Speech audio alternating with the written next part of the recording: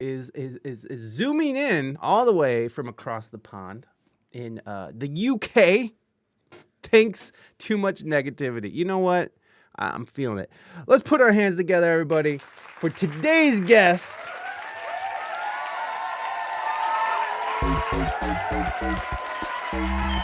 Sarah McQuaid!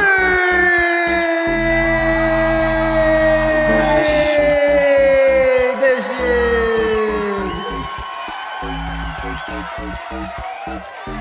Sarah, thank you so much for coming on the show. I appreciate it.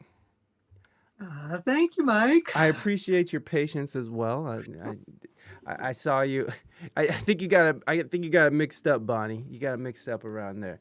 Again, anybody who's new here that might not know, if you have any questions for the guests, you can just use the channel points. It's one fresh bar, and it's pretty cheap. So if you have a question, please do throw it in the channel points, and we'll do it.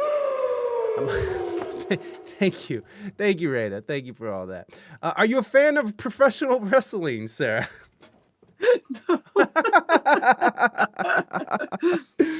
Great. Although it's always entertaining. Sometimes it has happened that I've been on tour and, you get to a hotel room late at night and you switch on the TV just to see what's on. Yeah.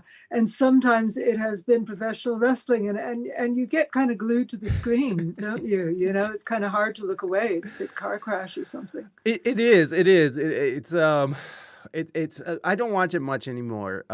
It's just I've lost interest in it completely. But it's I still love the nostalgia of it. As a kid, it was a really fun thing to watch. Me and my dad would watch it. Me and my uncle would watch it. So it was just something fun. But yeah, it is kind of like a car crash. What was it? What do they call it? They call it soap operas for grown men or something. It's like for men, soap operas for men. Because there's storylines about it, and the thing is everybody calls it fake, but people really do get injured with it. So it's an interesting sport. I don't know if you can call it a sport because there's no real winners or losers. Because it's all planned, and at the end of the day, you're just destroying your body. So I don't know who wins. I mean, I guess if you make a lot of money, you win or whatever, fame and such. But I don't know. Health is wealth, as they say. So how are you doing? How is your day going? All right. I've been packing up CDs and you've probably been seeing me on the video while you can see me doing all kinds of things, putting things into envelopes and printing out labels. And I'm sending out all the pre-orders of my new album today. So it was kind of nice to be able to just kind of get on with that while I was waiting for the show to start. Be entertained at the same time. I don't know how entertaining that was, but I appreciate the sentiment. And of course, everybody, right now, Sarah's latest album just came out the 15th, right? The October 15th. Yeah. And it's the Saint Buryan. I can't say it. Buryan Sessions. Buryan. And it's a like beautiful Buryan. Buryan. Yeah. Okay. Yeah. Like Buryan. Yeah. Okay. But it's a beautiful album, and I was actually let's see. And if you guys look in the chat, you guys can go straight to a link to where you can find the album on any of the platforms you stream on, and of course is Sarah's website. Go check her out. It's a really beautiful album, and it's so St. Buryan Sessions. You called it that because you were recording it in a church, correct? And it's called the St. Buryan Church. Yeah. Can you kind of give us a little background on this album and what sort of brought you into making this and doing it the way you did? Well, what happened was back in March 2020, I was on tour in Germany, and I was just 2 weeks into what was supposed to be a 3-month tour, and we were starting to hear rumors of COVID right at the start of the tour, and of course everybody knows what happened. It hit big time, and we had to dash home and get the ferry back to England. And then we got home and we were like, okay, what do we do now? And I've been wanting for a long time to make a live album I think there's something that kind of comes out in a live performance that you don't necessarily get in the studio. And my wonderful manager and sound engineer, Martin Stansbury, had the bright idea of going ahead and doing a live album, but without an audience. And because we didn't have an audience, we could film the whole thing and get some really good quality video, which is something I needed, and get a whole camera crew in. And because there was no audience, they could run cameras around on track and get right into my face and so on.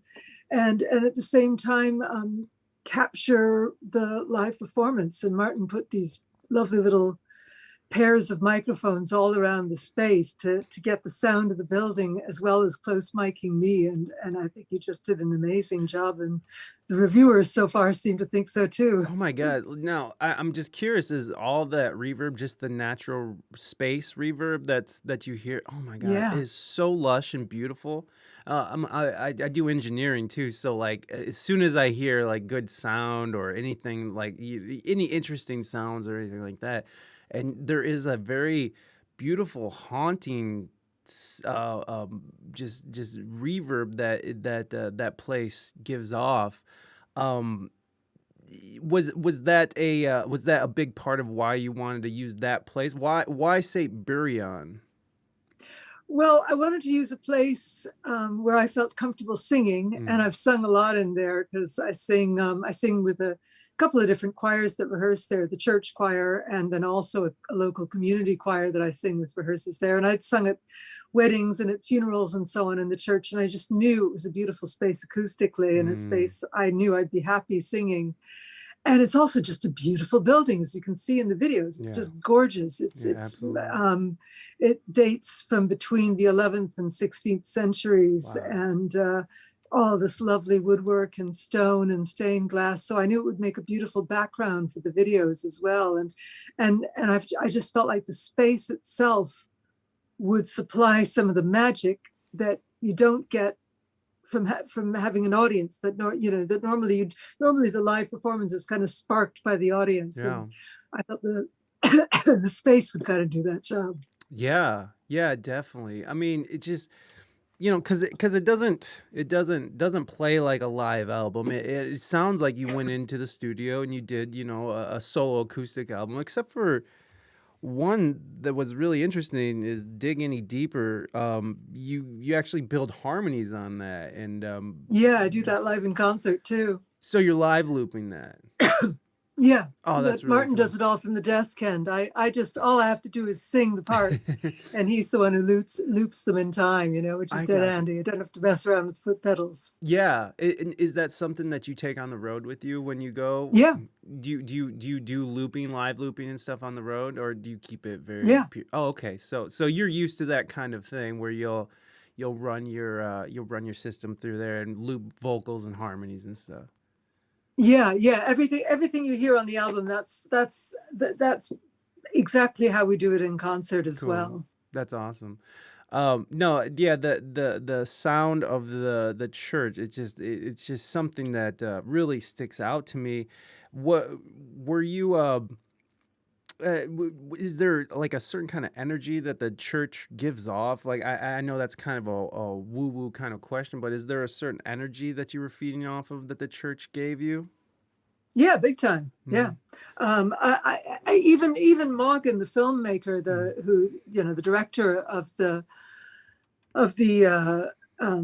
video and the film, he said, there's a lovely warm feeling in this church, and you don't get that in every church. Some of them can feel quite cold. Very cold. But that one, it's a really, really, really lovely, warm, welcoming feeling church, as churches go. So I figure good stuff must have happened in there. Yeah. No, for sure. No, I completely agree with that some places, some churches can feel very just cold and sterile almost, and just something weird about it. Are you a religious person? Do you practice? I mean, I do. I'm a philosophical person, Yeah, for sure. I think a lot about religion and philosophy, and I do go to church. I love going. I love everything about it. The just getting together with other human beings and in a beautiful space and listening to somebody talk about bigger things than just what you're having for dinner and how you're gonna who's doing the shopping tomorrow, what I Right. mean? Yeah, it's absolutely. it's kind of nice to spend an hour out of your week thinking about the big stuff. Yeah, absolutely. I grew up Catholic, but I don't practice like that, and I've drifted very far from that. But as I've gotten older in life, going to these different ceremonies for different family members, um, there's a huge if the if if the priest or the minister is lackluster, then I feel like I'm wasting my time there, because it's just like I feel like they're just sort of going through the motions, and and I have my own like outlook at religion just from my own personal experience, but I don't care for people who are just sort of going through the motions. But when you do get someone who is really into what they're doing and they can really use their words as a tool, then it is something moving and it is something beautiful. Even though I have like sort of this skewed view of religion, I'm finding the beauty in it now that I'm older, because I used to have a little, I harbored a lot of resentment towards it. But now as I'm older, I'm seeing the importance of it even to a community. You mentioned community, like it's nice to get together with other people and just sort of think about the bigger things together as a people. With religion sort of dissipating out of society these days, do you think that there is a void that's sort of being left in the wake? I mean, I don't know if that's anything that you even pay attention to, but or even notice. But I mean, you know, God is not that popular. Especially here in America, it's almost looked down upon if you're Christian. I know I had that thought at one time. It's like, oh, you're one of those people. And that's just ridiculous thinking, but it is something. So I'm just curious: is it something that you've noticed, and do you think there is a void that's sort of being left behind with sort of the absence of God? Well, the nice thing about voids is they do tend to get filled, Yeah, they do. and and I think in a way, if it becomes more about community and less about God, then that might not be such a bad thing. Mm, The big problem with religions is the whole exclusivity yeah, thing. I mean, I was brought up Unitarian, so I was brought up to think that all religions are basically the same, and I still pretty much hold by that. yeah, But yeah. I mean, they all have similar aspects, yeah, right? Yeah. yeah, yeah, and I don't know. I guess we're all always kind of striving after trying to figure out, what's out there and what the meaning of it all is, and you know that that people are always going to do that, regardless of what they call it, whether they call it religion or call it something else, I reckon. Yeah, yeah, people are always gonna try to find meaning and stuff. It's the whole people thing. Yeah. Yeah, I agree. Yeah, Not yeah, like people. not like those Catholic churches. Oh, calm down. No, there's nothing wrong with Catholic churches or anything like that. It's just I mean, for me personally, it's like I'm not gonna go to church unless I have to, or if it's something that I'm gonna go and like because someone's getting married or something.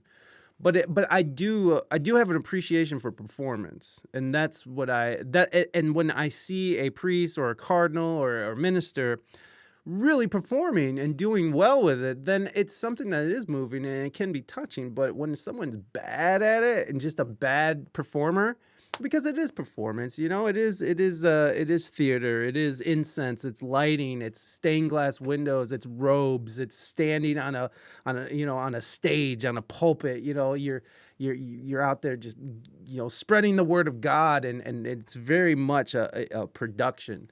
And when when the lead actor is terrible at it, it makes me remember why I lost so much faith in the first place. Religion is great. People are the problem. Yeah, I suppose you're right about that, Cartagena. Do you do you agree with that sentiment, Sarah? That religion is great, people are the problem? I don't know. A lot of people are great. A lot of people have done horrible things in the name of religion. That's for Yes. sure. And I don't think, I don't think I don't think any religion, in its origins, um, is worth having horrible things done in its name. Do you know what I mean? I don't think I think anybody who does horrible things in the name of religion hasn't read the message of that religion right, whatever it is, Right. But yeah, Well, it's like, all you can do is your best. yeah, Most yeah. people are well intentioned, Yeah, I like to believe that. I like to believe that most people are well intentioned and they don't have, ulterior motives. But the horrible reality is that do people do have, ulterior motives, and when religion is used for that, is like a, as a force of control or something, and which has been used like that over the years, and still can be. It's really interesting. And like right now in the States, I don't know if you're following it, but we're having this sort of about abortion in Oh Texas. God, Yeah. horrible. Yeah, Yeah, it's yeah. it's so ridiculous, and this is some of that same stuff where people are using religion and they're using these ideologies to control what women do to their bodies. So yeah, religion is great in its essence, but man, when the wrong people get behind it, it's or use it in a negative way, it can be really detrimental. And I mean, look what it did, Yeah. for the LGBTQ plus community. It I mean, for so many years, it's just destroyed it and just made it into this. It's made that lifestyle into such a. It's literally warped perceptions of everyone of just, and this is just religion and stuff. And I'm talking about the United States right now, and like religion itself has sort of warped everyone's view, whether you believe in God or not. But this puritanical belief system has sort of made its way into how we view sex and sexuality, and it's informing everyone. Even if you don't believe in any of it, it's still informing us, and it's informing policy, and it's informing Texas. So it's crazy out there. I don't know what's your thoughts on this whole situation, with especially with Texas and stuff, and how they're using it against people. Oh, I think, yeah, whatever happened to Roe versus Wade. And I Right. really, I'm worried. I have to say I'm worried, and I'm worried about the current composition of the Supreme Court, Yeah. um, I fear, Hmm.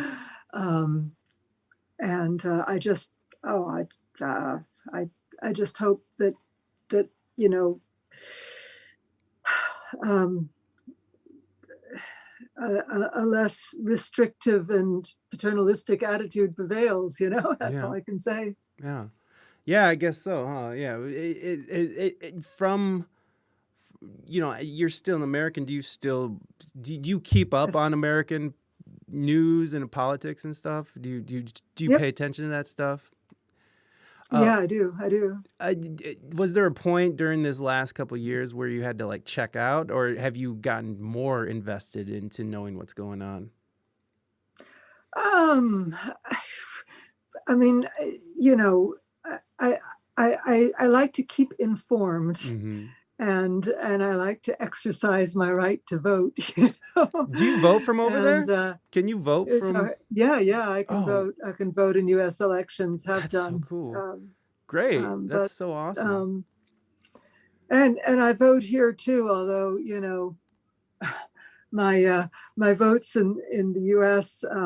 Seem to have had more effect. Yeah.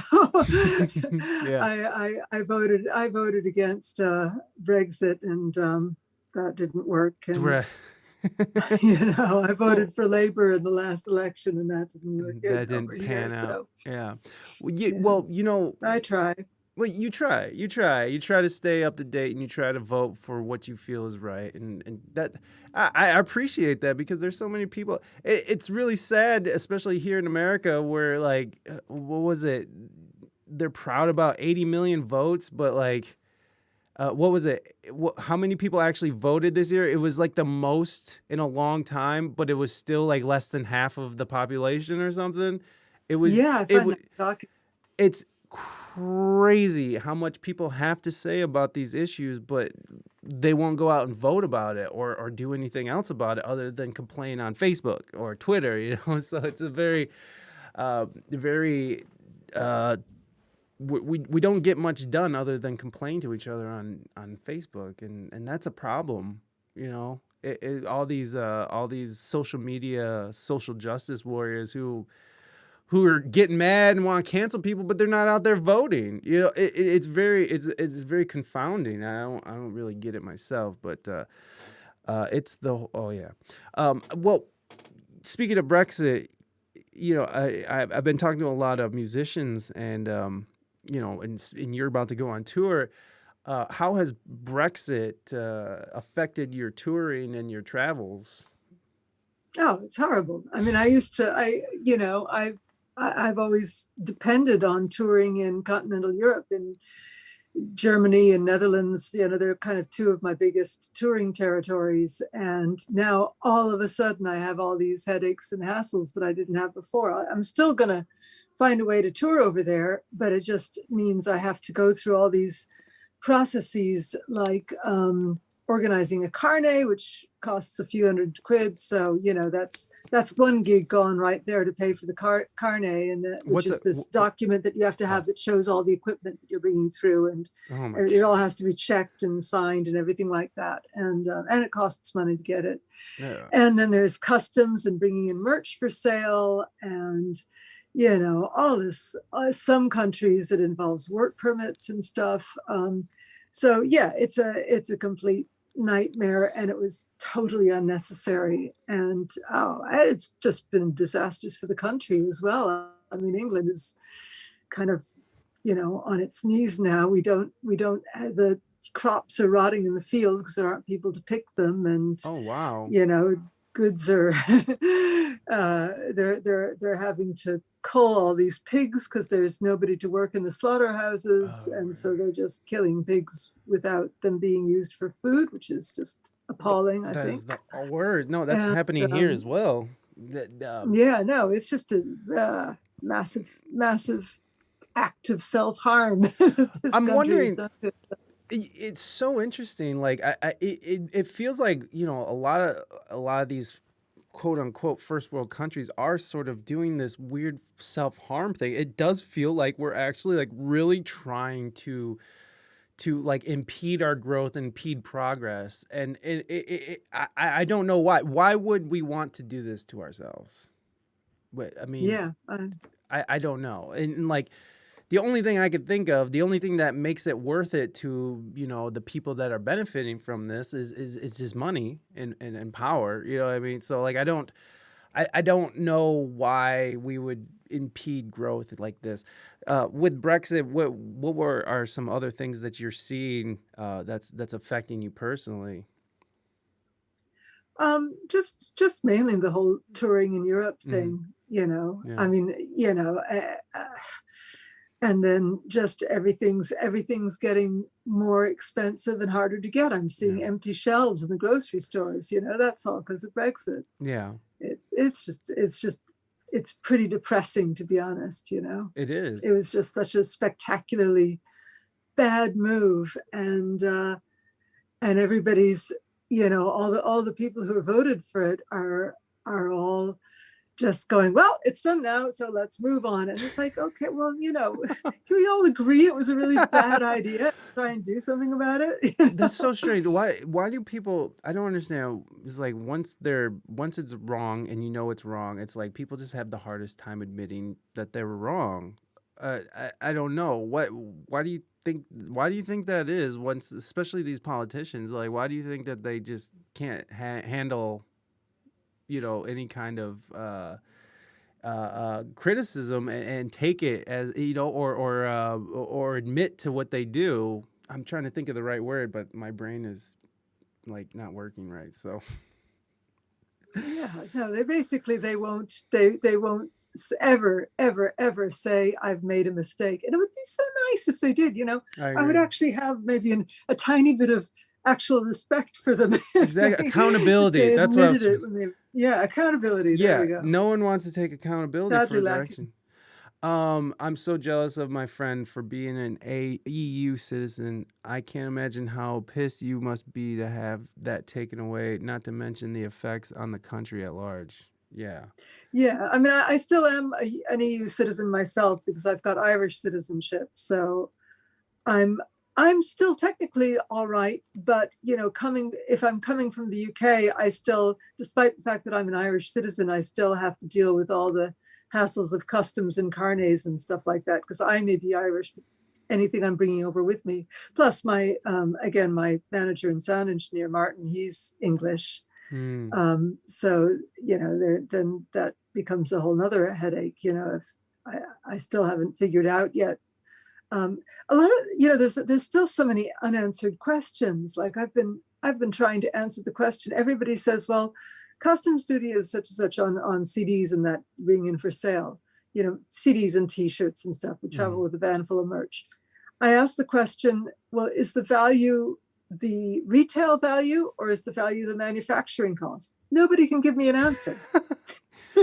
It's like you think somebody would know, Yeah, especially if they're going to be taxing you for it. Is like how do they assess it? Like how, if they don't know, how are they going to assess it? Do they just have a flat fee? I mean, like what is the crazy thing is that all these like these crazy impositions that they're putting. You might have heard that they want to do the $600 those transactions with Venmo and PayPal, and which affects us because a lot of our transactions happen on there. I don't know if you used Venmo or Cash App or any of those apps to sort of transfer money, but in the United States, they're going to start anything that's over $600. They're going to start looking into. The IRS is going to look into it to make sure that you're paying your taxes, which it affects gig workers like us. We play. I'm a musician, by the way. It's interesting that these people who these billionaires who don't really pay taxes, who have these offshore tax shelters. We're not taxing the rich really. So they're going to enforce, they're going to force, the IRS to dig into our stuff and tax us heavily. And they're going to have to, and I heard something like they're going to make the banks do it. So they're going to make the banks pay for it too. So they're implementing all these new policies. And I don't know who's thinking about it, but you got to hire people to like look into these things, like with Brexit, even, you have to hire more people to do this. So it's like, if the economy and the treasury is already like overspending and all this stuff, how in the world, how do you have the money to pay for new people and pay for all these people? It's like these border patrol things. Like, how are we going to get all these new border people in there? What is this? What is this? First time check from viewer. What is this? Get out of here. Banned. Ban hammer. Doesn't really affect us. We pay our taxes. Yeah. They're warning people to start their Xmas shopping early because there's still a shortage on a lot of the industries. That's nice. Yeah. The Irish must be a little spitefully happy to see the British shoot themselves in the foot. Is that true? Is the Irish happy to see the British shoot themselves in the foot?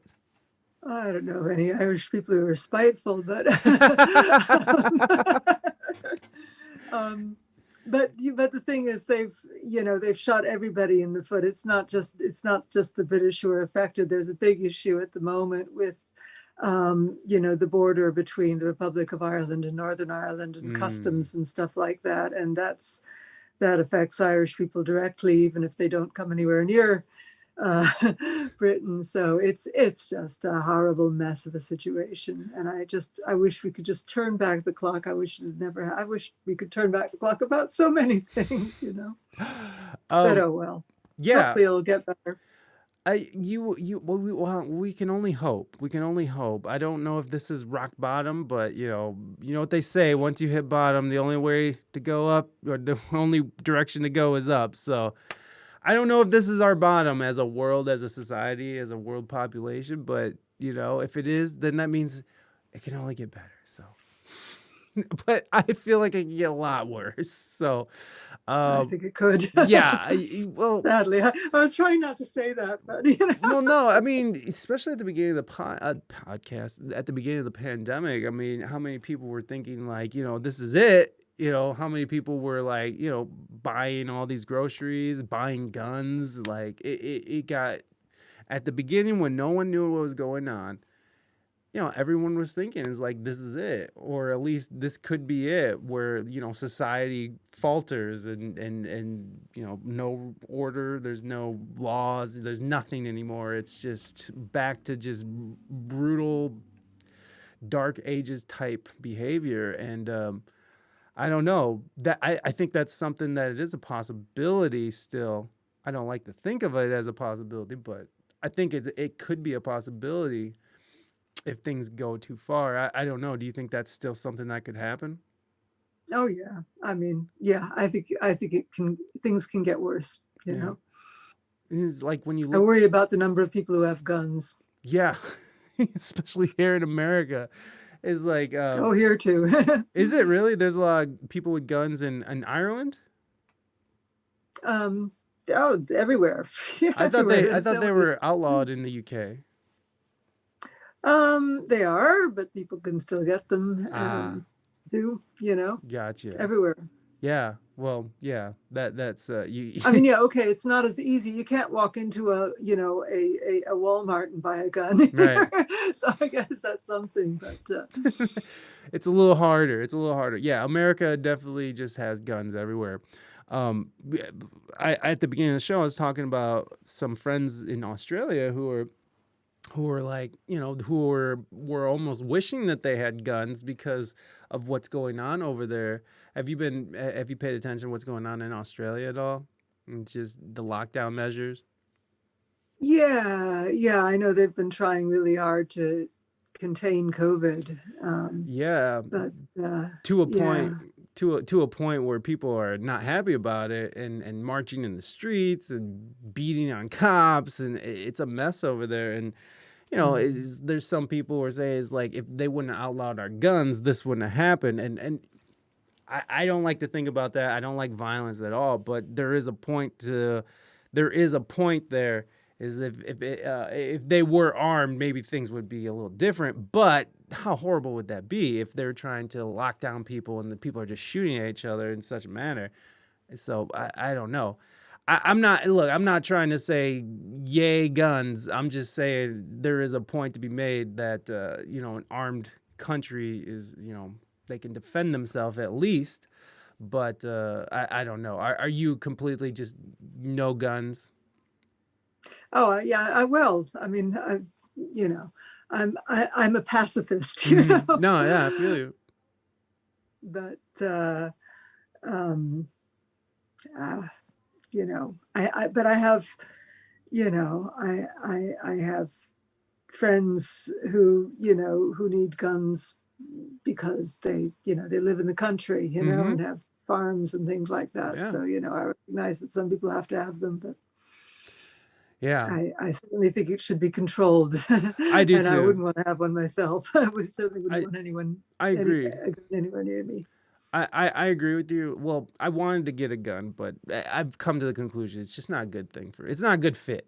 It's not a good fit for me. There was a really good. Do you remember there was that shooting in there was an incident to do with a concert in Las Vegas? Yes. And this, one of the security guys for the artist in question was interviewed afterwards and was saying, you know what, we had guns and Mm-hmm. they were absolutely no good to us. Right. You know, he said it really brought home to him the lesson that Yeah. a gun does not keep you safe. You know, Yeah. Not so not I thought that necessarily was all the really time. good. I hope a lot of people, got that message and learned something from it. I don't think they did. I think they missed that one. People, I mean, when you look at the amount of guns that were sold over the pandemic, I mean, it's just the most guns ever sold, So, I agree with you. They do need to be controlled, and they don't, nobody needs these big automatic weapons. I get that people live out in the Yeah. farms. I get that people want home protection, but it doesn't need to be, bazookas. You know what I mean? Like No, no, we exactly. don't need Yeah. flamethrowers to protect one's home. So it's a little out of hand, and we, especially here in America, we have this huge thing about privacy and which is, the people don't want you digging around in their backgrounds. But I think if you're gonna own something as powerful and as deadly as a gun, that maybe having a little bit of background check isn't a bad thing, right? Like Yeah. maybe if this person is prescribed to, lithium and has been, hospitalized a few times over the last few years, then maybe we should reconsider giving that person an M16. Maybe. I don't know. Well, I don't think there's any reason for anyone to have, I M16s. know. It's ridiculous. Hunting It's rifles are ridiculous. one thing, but Yeah. No, I agree with you. I think but man, it's a weird thing. I mean, especially here in America.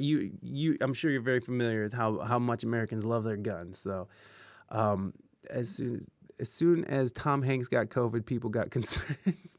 I don't know what you're talking about there, but I can walk into your average garage sale, buy a gun. It's wild out here in the States. Yeah, absolutely. If there were no guns, people would still find tools that would serve as the same kind of purpose. Yeah, someone in Britain, someone in Parliament just got stabbed to death, right? yeah, Yeah, people yeah. are stabbing people. Yeah, you can take the guns away. People are going to still find ways to kill other people, unfortunately. Let's see. Same kind of purpose, much smaller impact. You can't kill dozens of people in a short period of time with a knife. Yeah, just very true. People have to get creative. Got to make a quicker. Okay, thank you, Reina. Yeah, no, I mean, it's true. Even with guns, now are guns completely banned in the UK, or is it just you can have them No, with special? Okay, so they're completely banned. you can have a permit to have a 2.2 or whatever, Uh-huh. if you need to shoot rabbits. Yeah, if you gotta have it, just go get a permit. Yeah, even with that gun ban, people are still finding a way. I mean, because there has been a rise in stabbings, hasn't there been a rise in stabbings in the last few years over there? Oh, I don't know. I don't know if there has or not. Possibly. Yeah, I'm over here. Just You're Googling. Oracle. Let me see. Knife crime stats. Knife crime rises, new record, 44,000 offenses. October 2019. Post-lockdown economy, knife crime in UK closely tracks economic hardship, experts say. Yeah. So there you go. And That that's from doesn't surprise me. NBC News, The Guardian. Hits a record high in 2019. So, yeah, so, there you go. Hey, Wallace, what's up, buddy? Good to see you. Welcome in. Yeah, so, people find a way to murder. We got it deeply instilled in us. We know how to do that. Terrible. But, such is life. I do want to get to this question. Bonnie was asking, what is your favorite book? And I see you guys got a lot of books back there. And so I'm sure this is not going to be an easy answer for you. So Bonnie wants to know, what's your favorite book? Oh, I love so many books. I was just talking this morning about Goodnight Moon. Oh, I love Goodnight Moon. Because Goodnight Moon. we have a friend who has a 3-year-old, and was talking about like what books to buy for the 3-year-old, and I was like, Goodnight Moon. Yeah. It's classic. Yeah, it's a classic. Yeah, classic. But I mean, I'm always reading, and yeah. I have a particular fondness for a lot of kind of children's books. I'm quite sentimental about them, The Wind and the Willows. Uh-huh.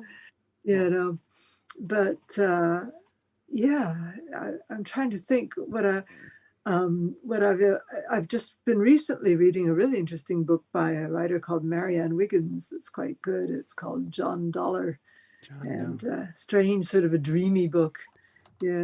John Dollar, like a dollar bill. Yeah. It's really weird. I can't quite figure out what's going on with it. I'm to get to the end of it. Still trying to figure it out. I have a feeling I have a feeling it's going to be one of those books you get to the end and then you have to go back and reread the first chapter and go, I see. Yeah. Those are fun. Do you have an author that you particularly like? Or like, what's a couple authors that you particularly like? Oh gosh.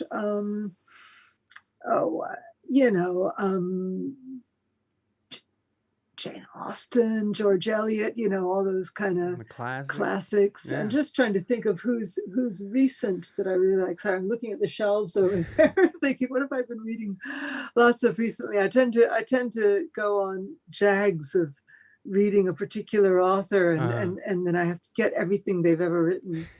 And other than sometimes you get disappointed. I got really into one writer recently. I can't think who it was. I'm just blanking on the name. And so like went on AbeBooks and ordered like everything she'd ever written. Yeah. And then I was reading it, I was just gradually getting more and more disenchanted and going, not. Yeah, that does stink when authors just sort of fall off and you're just like, ugh. Your favorite classic authors? Well, Jane Austen. She said Jane Austen. Pretty classic. Yeah. Awfully fond of Jane Austen. As a comparison, London had about 1.6 homicides per 100,000 people in 2017. Baltimore had 56 per 100,000. And no, I didn't forget a decimal. Okay. Wow. So, I mean, comparatively, yeah, London has way less murders than Baltimore. And I'm guessing that's probably because there's not a lot of people out there just shooting people.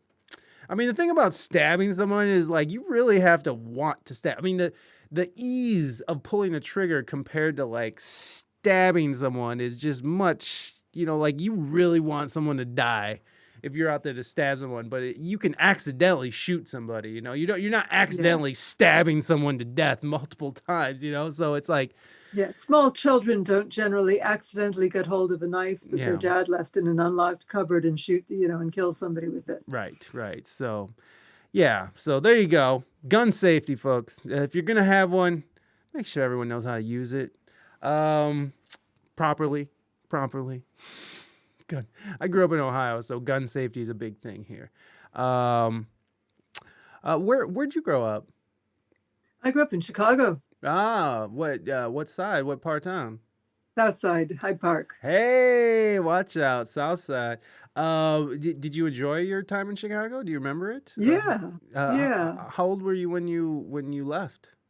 13. Oh, okay. So you were there. So so I lived in Chicago from age 2 until I had just turned 14 when we left, and then lived in Washington, D.C., went to high school in Washington, D.C., and then went to college just outside Philadelphia, and then moved to Ireland. And then that was it. You were just like, I'm out of here. What made you leave the States? Irish husband. Yeah, well, that will do it. You're on Slack. Okay, so you left pretty young then. You were just right out of school? Well, in my 20s when I left, yeah. Wow, wow. And do you I mean, you tour here, so you come back Yeah. frequently. It's not like you're not back, but did you ever miss the States? Did you ever miss it here? I mean, you've been there for a while then, so I mean, is it something that you miss, or are you completely happy where you're at? I'm completely I'm completely happy where I am. I worry about England. I mean, when I first moved to England, it was a great country to live in because we had a really good national health service and Hmm. really good trains and really good public transportation and a good social welfare system. And it was like, this is how it should be, this is really good. And since I've been here, the governments that have been in power have just been trying to undo all of that. And our Wow. health service is now in tatters. And they keep saying, oh, well, we'll privatize it. We'll give it over to the private sector and that'll make everything better. It's like, yeah, like that worked, Yeah, yeah, this the States is doing great with that. Real great. Yeah. Yeah, yeah. So yeah, it's kind of depressing, but I at least we still have a national health service, which was pretty amazing when we first moved to England from Ireland. I mean, even in Ireland, they had this weird system whereby if you went to the hospital, you didn't have to pay, but if you went to your doctor, your general practitioner, then you had to pay for that. So of course, guess what happens? Everybody waits till they're really sick and then goes to the hospital, but, Yeah. where and then so my kids were 2 and 4 when we moved to England, and Oh, it was just amazing when you had a 2-year-old to just be able to go, there's probably nothing wrong, but I think I'll take them to the doctor anyway and just yeah. get them checked out because it doesn't cost anything, Right. you know.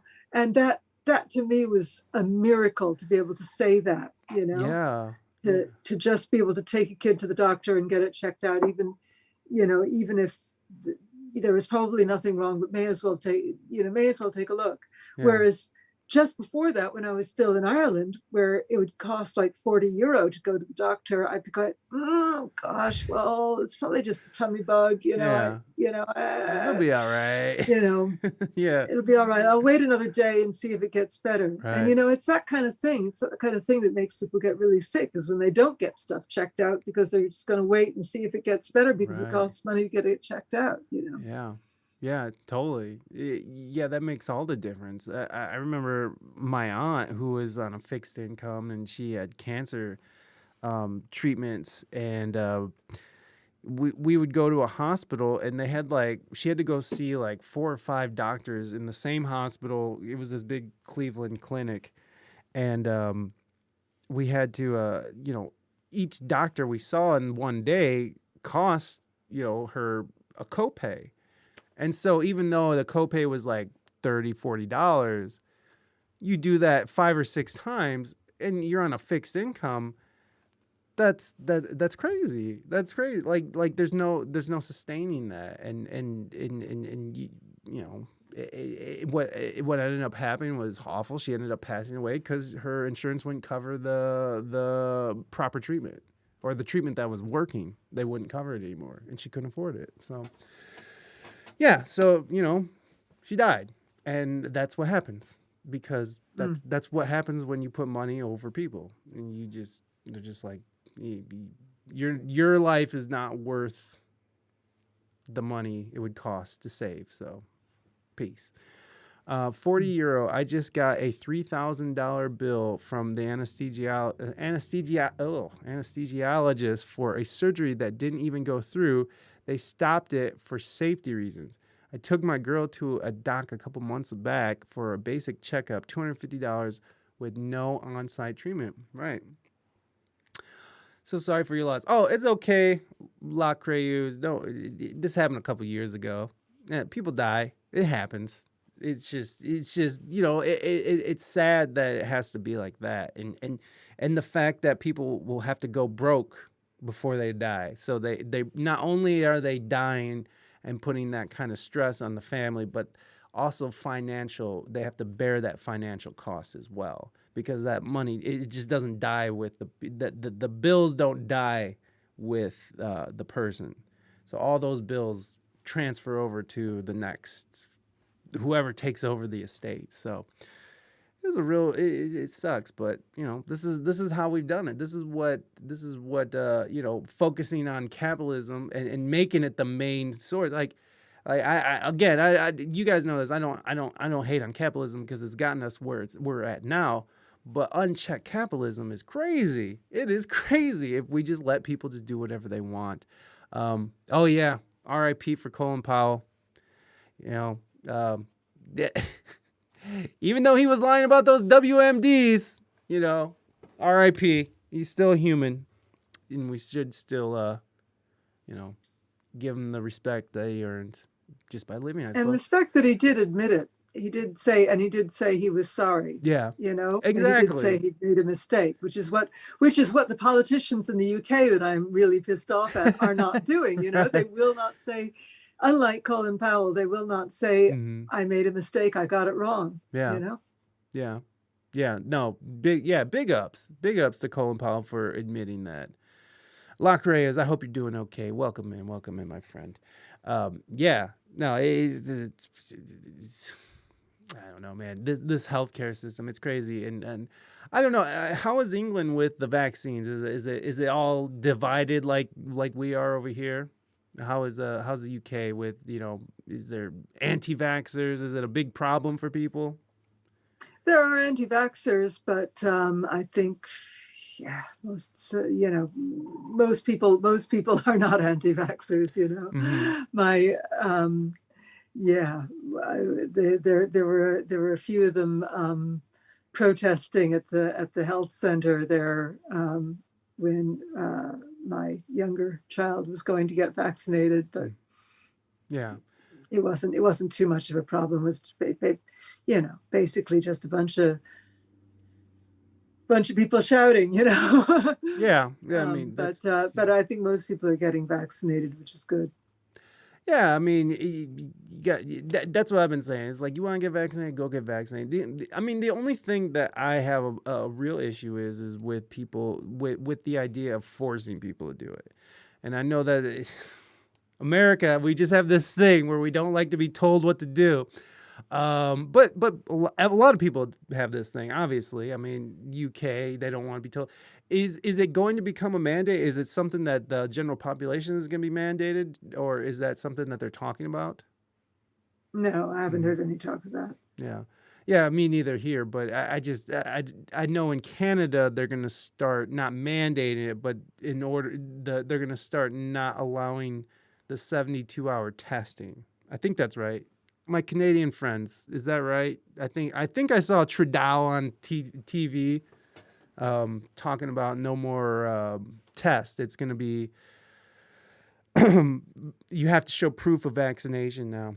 I don't know. I personally have a problem with people being told that they have to do it, and but that's where I have the problem with. I think if you want a vaccine, go get vaccinated. I think that's they're there and they work, so go get them. I'm not, I'd never tell anybody not to get vaccinated, but it just, I have a problem with the mandate to force people. How do you feel about that? Do you think everyone should just go get vaccinated, and if they don't, they should be forced to?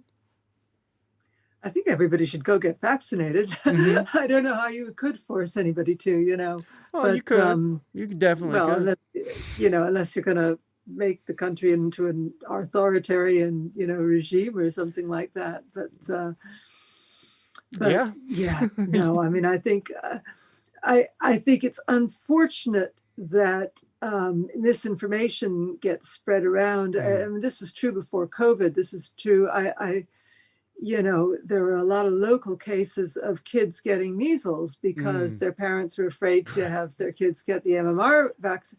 And, measles can kill you. Yes. It can make you blind. It's a serious illness. You don't want to get it. And mumps and rubella and all those things that the MMR is meant to protect against, and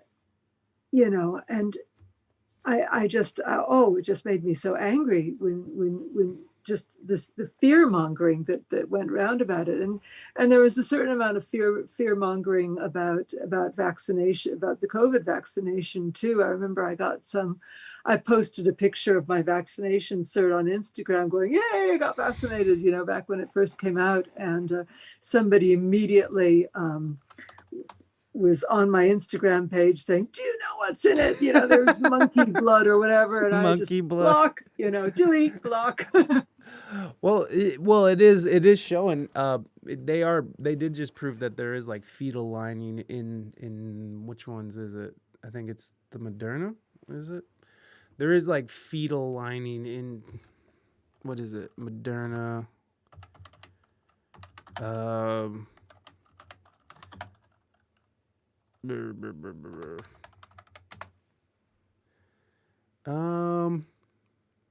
Vaccine and fetal cell line. I think your viewer has a point. No worse than what's in haggis. Same in NYC. Pissed me off last year. Religious exemptions. Oh, I think they're talking about the MMR maybe. No. Yeah. There you go. Bonnie. Let's see. Yeah. Why are fetal cells used in to make vaccines? So yeah, there are fetal cells in it, which bothers some people. Lots of stuff. It has fetal cells. Yeah. How many medicines do you take? Do you look really closely at right. what's in them? Well, I think your doctor says you take this, it'll make you get better. You know. Right. You're not questioning it. Well, I think the problem with it is that there was some internal documents that got leaked that were saying that we can't make this public. And I think that's the problem. You know, it's like when people start covering things up, that's when people are like, why are you covering things up? Like, why did you, why are you doing that? And so it causes people to have hesitancy, there are cases of where young people are getting heart conditions from the vaccine, and I'm not spreading the misinformation. This is what's happening. There are young people that are there are side effects happening. Again, I'm not trying to disparage the vaccine, but the fact that what I don't like is that no one is allowed to even talk about these things. And I think that's the problem, is that we're not even allowed to discuss these publicly, these side effects that are happening to people. And so that to me puts up a red flag anytime. But, I mean, the thing is that they are working. The vaccines are working. They do wane. They do get less effective as the months roll on, that we're finding. So, booster shots probably going to be needed. Do you think that would you be okay taking a booster shot every 6 months forever? Yeah, absolutely. Mm-hmm. Yeah. Well, you do with lots of things, Yeah, so flu shots every year. No, I'm just. Or if you're working in parts of the world that have like various serious bugs, the hepatitis and whatnot, you've got to get your jabs. So, yeah. Right on. No, right on. So it's not quite in the vaccine. They were used in the R&D for it. And it was fetal cell lines that have been stored for many years and are used pretty regularly in research, but they aren't in the vaccine itself. So it's used in the creation of the vaccine. Right. Well, somebody somewhere that's going to make them mad. Okay. Like some religious zealot's going to be out there be like, it's the babies, save the babies. So, whatever. I nearly died from taking the birth control pill. So there's plenty of prescribed medications that we happily take without thinking twice. Absolutely, that have side effects.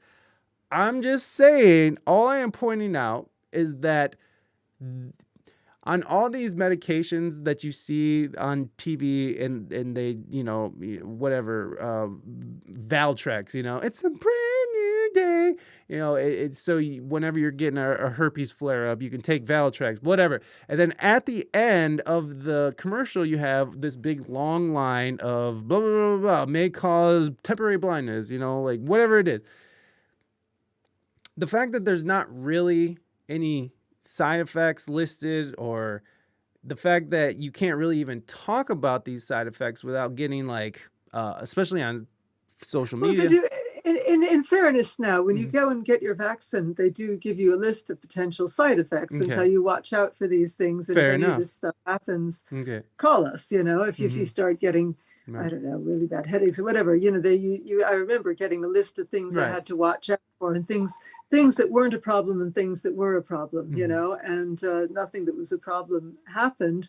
But, you know, I don't think there's a medication in existence that doesn't have side effects. You know, aspirin can have side effects, it can kill you, but you balance the potential side effects against the good that it does. And, you know, generally speaking, in order for a medication to have been approved for use, you know, usually, with rare exceptions, I'm thinking, you know, thalidomide or whatever, you know, remember that, you know, so there are cases where people find out afterwards that a medication has a side effect that wasn't realized. But generally speaking, the research has been done to show that whatever side effects it might have are minimal compared to the risk of actually getting the thing that it's meant to be preventing.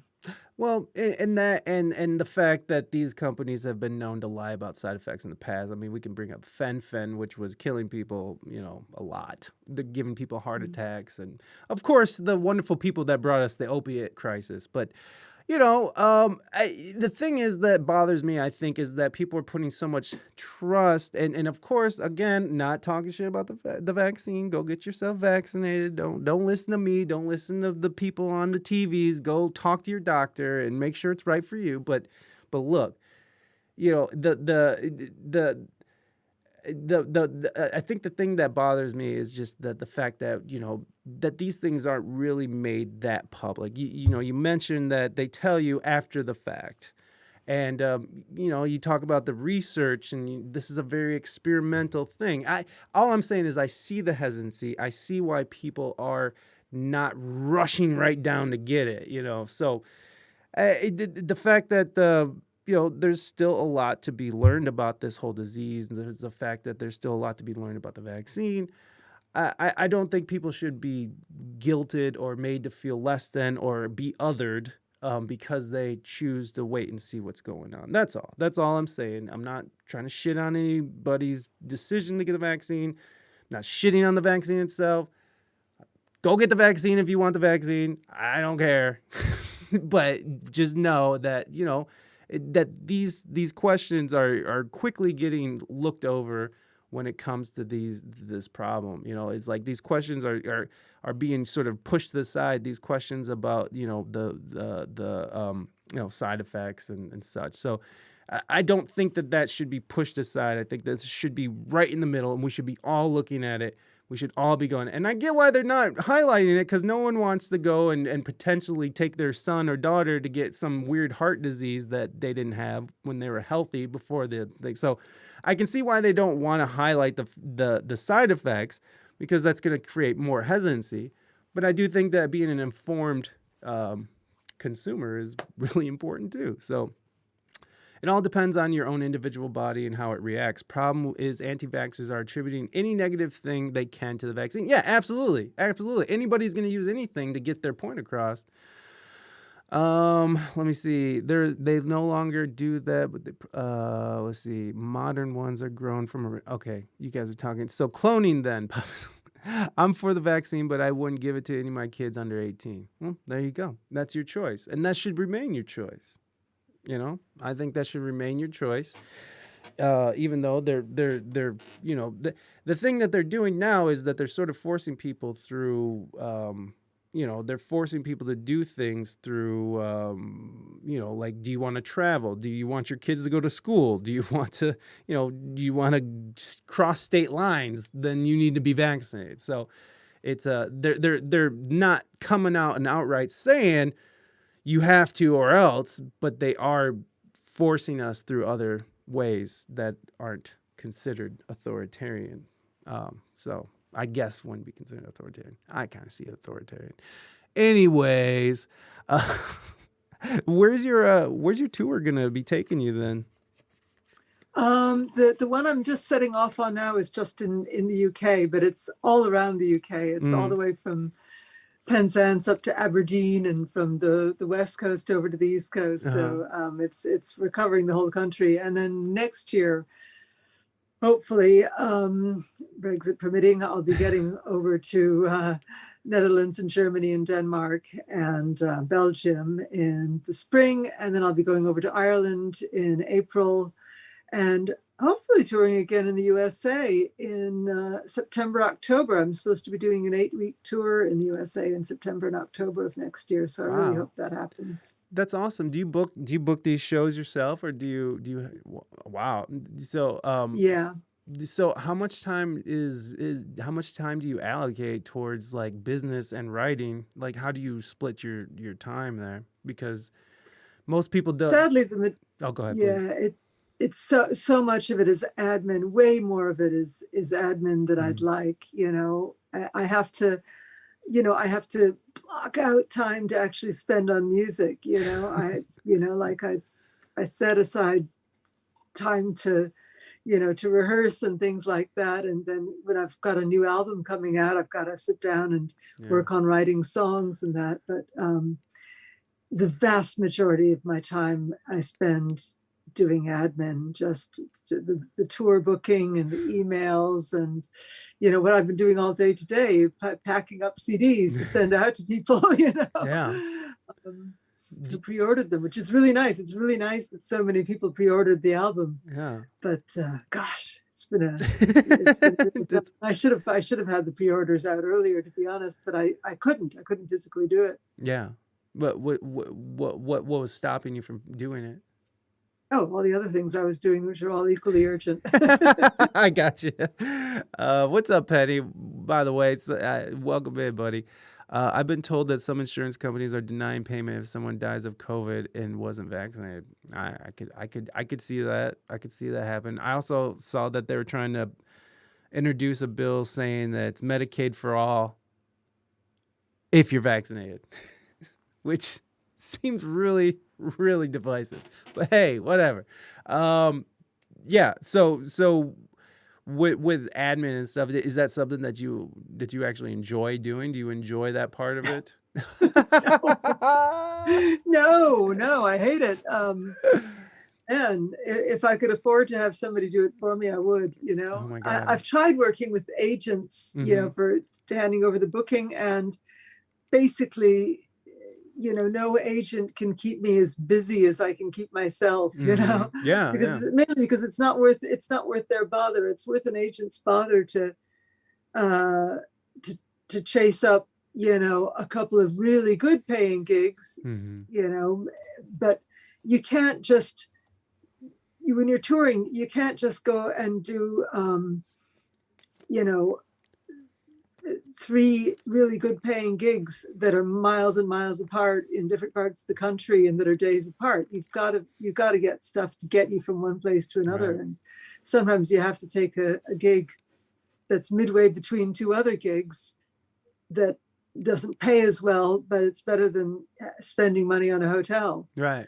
And and it's worth my trouble as a musician to go and research that. And like in the USA, what I always do, if I have like a Tuesday night when I've got to get from one place to the other, I figure out what's the midway point, and then I look for a library. I do a lot of gigging in libraries on weekdays in the States. Oh, most libraries have these, like, it's really great. I wish they did more here. A couple of them do, but yeah, you get libraries have like cultural programs, and it's usually free concerts. Yeah. So for the local community, it's really lovely that they do it, and they generally pay a decent enough fee, and it's usually like a show at 6 o'clock in the evening on a Tuesday, which is perfect, right? Like, also you're gonna find that, yeah. So me booking my own tour in the States, it's worth my while to go and look and say, okay, on Tuesday, I'm going to be passing through Roanoke, Virginia. Let's see if there's a library there. What agent is going to do that? Yeah, exactly. That's interesting. That's a really great bit of advice. There is libraries. Think outside of like coffee shops and bars and stuff like that. Library is a great place to check in, and that's great. And they pay you a decent fee, which is, and they pay a decent. Have you ever done any like these living room shows? Yeah. I love house concerts too. I mean, I play every different venue you can think of. I play in theaters. I play in little art centers kind of places. I play in music venues. I play in churches, community centers, village halls over here in England. You get these lovely village halls, which are really nice. They're one of my favorite kind of gigs here, because they're usually in kind of rural areas, and basically everybody comes out because the there's whole something on in town. the village hall, and the whole town comes, and there's something on in the village hall. You're going to see your neighbors. It's going to be fun. There's usually a potluck, Oh, that's beautiful. I and love that. and I really like that. But I love doing this. Somebody asked, what's my favorite venue? Yeah. I mean, I have to say I love playing in theaters best. I love being on a stage where you've got lights on you and the lights are changing for every song, and it's just, there's a whole atmosphere that gets set up, and it's nice for the audience too, when they're getting a whole show, Yeah. Whereas they see me in the library, I could be under fluorescent light, Yeah.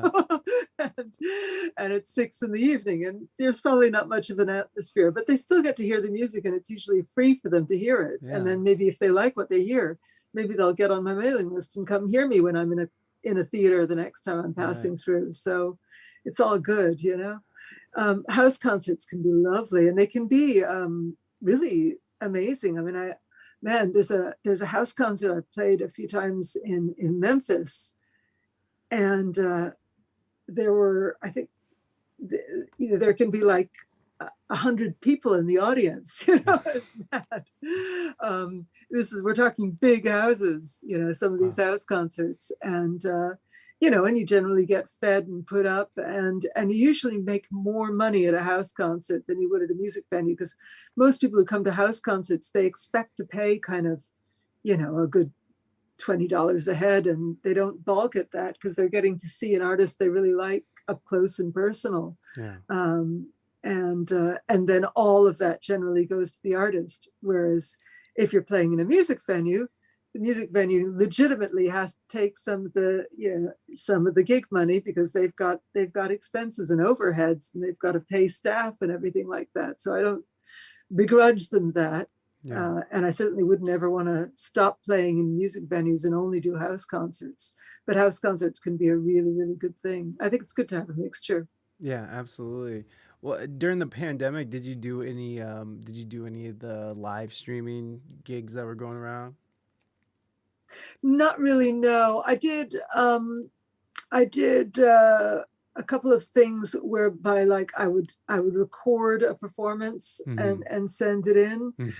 But I really wasn't keen on the idea of live streaming, partly because if it goes wrong, if you get dodgy internet or whatever, it can be such a disaster. And then also, I just didn't think I'd be able to perform my best if I was performing to a screen. Yeah. I really need that live audience to make it happen. And that was part of the reason for doing the album, doing the St. Buryan Sessions, was that it gave me really good quality video content that I could put out on YouTube. And I was doing live online premieres for each of the videos as they came out.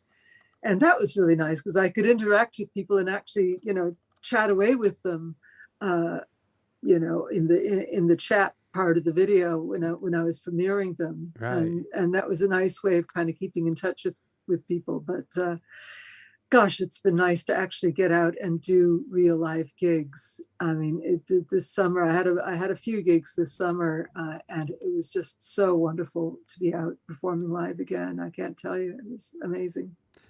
Yeah, I'm with you. I'm with you. I've been playing a little bit more lately, and it is nice to be out. And it seems like people are really appreciative. Have you ever heard of Twitch? We're streaming right now on Twitch. Have you ever heard of this platform before?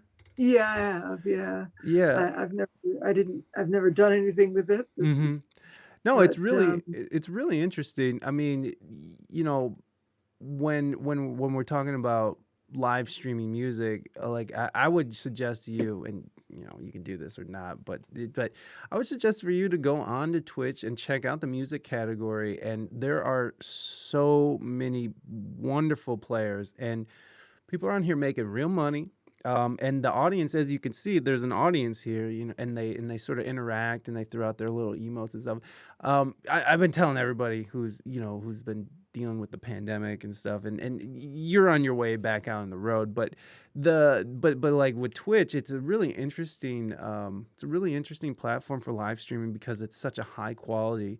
Like you can really focus in on the nuance of high quality streaming. And whereas, if you're at a bar or something and people are watching TV or watching the game or whatever, and you're just sort of supposed to be there to keep people drinking, there's you get lost in the shuffle, right? You're just sort of background music. Yeah, no, I don't do bar gigs. Oh, you don't do bar gigs? No. Do you? Why? I'm just curious. I just need an audience to be listening in the shows that I do. Also because I generally, my shows are either ticketed or if they're like in a library, a lot of the time they're free. But they're listening audiences. They're seated audiences that are there to hear the music. Right. And it's not a place where people are just congregating to get laid or watch the show. It's like and I don't think it would be really fair on the venues that I do play that are charging money for tickets, and that have running costs and things like that. When I theater shows and music venues and so on, when I'm playing those places. If I were to be playing in a bar up the road where anybody could wander in and just see me in the background while they're having a drink, then why are they going to buy a ticket to see me in a theater? You know, so it's not really fair on the theaters either. I'm sorry, maybe I'm just not familiar. So you're able to sell out theaters and stuff like that? You have theaters, yeah. That's awesome. I didn't realize that. So do you have a bigger following in Europe then? Probably, yeah. I think my biggest following would be in Europe. That's awesome. But I can get good audiences everywhere depending on how well the show is promoted. And sometimes, I remember going to do a gig in Wales one time, and as soon as I started driving into it was just a town, a relatively small town in Wales, but as we were driving into town, we started seeing those little placards that people put out on the road, little wooden signs laminated with a laminated poster saying appearing at the such and such. And it was I'm trying to think, the gig was in a hotel, actually, if I recall rightly. It was a function room in a hotel, but this promoter had put it on. The promoter had so done their job, and everywhere you went in the town, there was a poster for my gig. And the gig was sold out, and it was standing room only, and people were standing out in the hall looking in, know. And it's really nice when that happens, and it just shows that if somebody local on the ground is actually making the effort to put the posters up and talk up the show and get local press coming, covering it. You don't have to be a household name to sell out a gig. And then I can go somewhere else, and there's I did a gig once. Oh man, I did a gig once in Portland, Maine for one guy and a dog. Were they a good audience? Yeah, they were great. Oh, that's great. Bought every CD I had. Well, that's good. But, it was an all request show, but it's all request. But sometimes those shows can be fun. No, my wife I think she is at that same point in her career where she's like, I'm done with bars. Like, I can't deal with it, especially after the pandemic, and we found our way on Twitch and other ways, and so we're not dependent on gigging, and bars are grueling. They can be grueling. They can be awesome, but they can be grueling. No, they can be great. I mean, I used to when I lived in Ireland, I used to have a regular gig at a pretty rough bar, actually, called the Bridge in Wicklow Town. Love it. And I liked it because I knew what I was in for when I played there. It was, and I could try out new material, and mostly it was going to be really noisy. But in environment, if there was somebody up at the front of the stage really listening, then you knew you'd really done something good. Right. And you know, and then it was quite entertaining. I mean, I was perfectly safe on stage, but every single time I played there, like fights would break out and you'd see bouncers kind of making a path through the crowd. It was always packed, that place. And, you know, there's some kicking and screaming guy would be carried out by a load of bouncers and everybody would just keep drinking. And, you know, it was good time. I mean, they didn't actually have chicken wire in front of the stage, but maybe they should have. You know, it was that kind of. It a wasn't place. Blues Brothers, but it was close. Yeah, it was close. It was close, and I used to quite like playing there because again, it kind of like I felt like I can do whatever I want on stage because you know most of these people aren't even listening, and the few that are really into it, and that's great. But the reason I won't do that now is just, again, because it's not fair on a place up the road that's trying to sell tickets for my gig. Yeah, for sure. And I mean, if you're able to play a theater, why would you want to play a bar? Like, it's just not, you know, unless it's like a bar venue that's made for music, but like those pubs where you're just sitting up in the corner, you know, just buried in the corner behind all the ruffians and stuff. It's not. Yeah, me and my wife are about on that same level here. Although I'm a keyboard player, and so I go out and I'm a hired gun. So like I'll go do those gigs just because money's fun. But other than that, it's like I don't want to do any of my own personal stuff in bars. I don't like it. I don't drink, you know, so it's like it's just the atmosphere is not right. And then plus people just want to like come and talk to you, like be in your space. And it's nice to talk to people. But have you had any moments where you're just like, this drunk guy's like way too close to me and I wish he would not big be? time, yeah.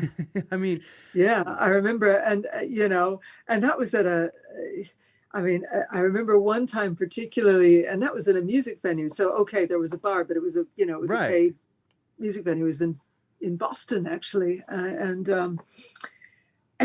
this guy was just looming over me. And in the end, I'm lucky I have Martin, my manager, with me all the time, and he had to basically just interpose himself between me and this guy. You know? How are you doing, sir? How can I help you? Yeah. I was just backing away and backing away and backing away, and this guy was just getting closer and closer and looming over me. That's terrible. So you travel with your manager? Yeah. How big is your? He's also my sound engineer. So. Okay. So is it just you and Martin, or do you? It's just me and Martin. Yeah, he does all the driving, tour management, deals with all the logistics. Gets between me and weird drunk guys, and he runs the sound as well. Wow. And because of what he does with the live looping and stuff, he's kind of almost basically a band member who works from behind the sound desk. Is how I think of it. Yeah, totally. That's awesome. So you guys do that live. So he'll be looping your vocals live, and wow, that's really cool. Yeah, that's I really dig that. I really dig that that you take a whole production with you, even though it's just two people, but it's a production nonetheless. And that's more than most singer songwriters take on the road with them. Most people just have their PA and they're just going. But that's nice that you have a whole system. There was a song talked about before the interview started. Ode to Billie Joe. Yes, I don't remember which song, but yeah, okay. If you could play her version. Sorry, I was on a dog walk. Yeah, I think we could do that, if Sarah doesn't mind. There's no video of me doing Ode to Billie Joe, unfortunately, because it's not on the new album. It's on an album I did way long time ago. It was way back in, 2008, I recorded that song. And what album is it on? It's on I Won't Go Home Till Morning. I won't go home till morning. Yeah, I was pretty impressed that you'd done your research, that you knew I'd done a version of Ode to Billie Joe, because that was a long time ago, that album I did it on, you know. Well, I try. I tried it. Well, I mean, I'd expect you to know about the new album. I just wouldn't expect you to necessarily know about my whole back catalog, so I was impressed. Well, I'm glad I was able to impress you. Where I just listened to it. Where is it? What was the name of the album again? I'm so sorry. The album is called I Won't Go Home Till Morning. Oh, there it is. Okay, here we go. Okay, we'll play a little bit of this so Deuce can get a little taste. Get a little taste, yes. All right, here we go.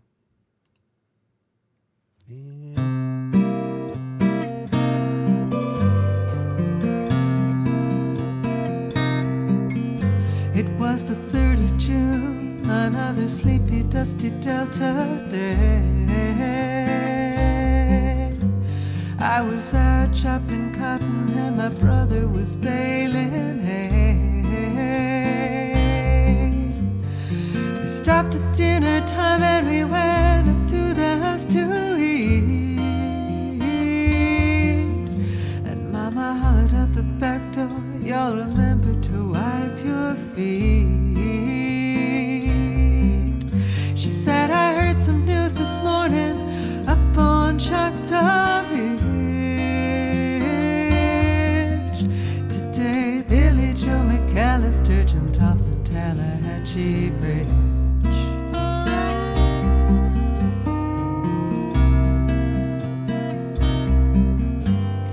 Well, Papa said as he passed around the black-eyed peas, Billy never had a lick of sense, pass the biscuits, please. There's 5 more acres in the lower 40 that I got to plow. And Mama said it was a shame about Billy Joe anyhow. Nothing ever comes to no good upon Choctaw Ridge. And now Billy Joe McAllister's jumped off the Tallahatchie Bridge.